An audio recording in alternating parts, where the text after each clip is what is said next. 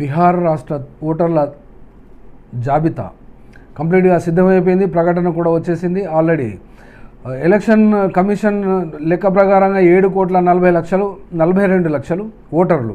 ఇందులోపట తీసివేసినటువంటి ఓటర్లు 68,50,50,000, కొత్త ఓటర్లు 21,53,000. అయితే ఇక్కడ చెప్పవలసినటువంటి అంశం, జ్ఞానేష్ కుమార్కు ఓట్ చోరీ అని ఎంత చెప్పినా కూడా డిలీషన్స్ మీద, ఎస్ఐఆర్ మీద ఎన్ని పోరాటాలు, ఎంతమంది ఎన్ని పార్టీలు కలిసి బీహార్ మొత్తం చేసినా కూడా ఆయన ఇంచు వరకు కూడా ఆయన కదలలేదు, మెదలలేదు.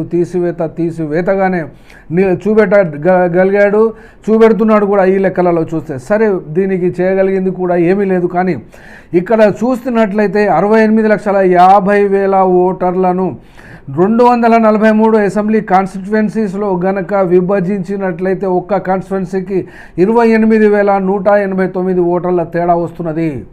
అట్లాగే కొత్త ఓటర్లు అయినటువంటి 21,53,000ను 243 కాన్స్టిట్యువెన్సీస్ కనుక విభజించినట్లయితే 8,860 ఓటర్లు కొత్త ఓటర్లుగా నమోదు చేయబడతారు. కాబట్టి ఇక్కడ ఎవరు ఓడిపోతారు, ఎవరు గెలుస్తారు అనే విషయం ఓటర్ల కంటే ముందుగానే ఇక్కడ తేలిపోతున్నది. ఎందుకంటే ఇక్కడ ఆట ఆడింది, పాట పాడింది కూడా ప్రభుత్వానికి అనుకూలంగా చీఫ్ ఎలక్షన్ కమిషనర్ జ్ఞానేష్ కుమారే.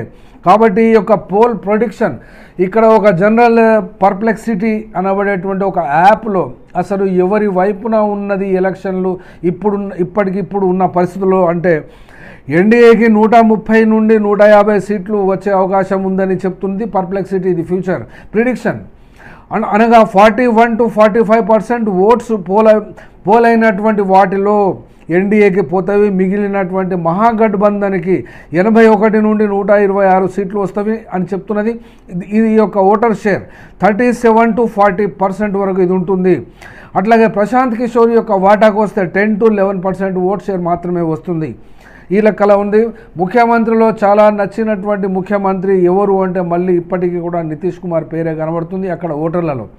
అట్లాగే రెండవ స్థానానికి పోటీ పడుతున్నటువంటి వాళ్ళల్లో తేజస్వి యాదవ్ మరియు ప్రశాంత్ కిషోర్ మధ్య పోటీ తీవ్రతరం అవుతున్నట్టుగా ఇక్కడ కనబడుతుంది. కానీ ఇక్కడ చివరికి ఎలక్షన్ రిజల్ట్స్ కనుక ఇప్పుడే చెప్పదలుచుకుంటే స్లైట్ ఎడ్జ్ ఎన్డీఏకే ఉన్నట్టు ఈ యొక్క ప్రిడిక్షన్ పర్ప్లెక్సిటీ చెబుతున్నది.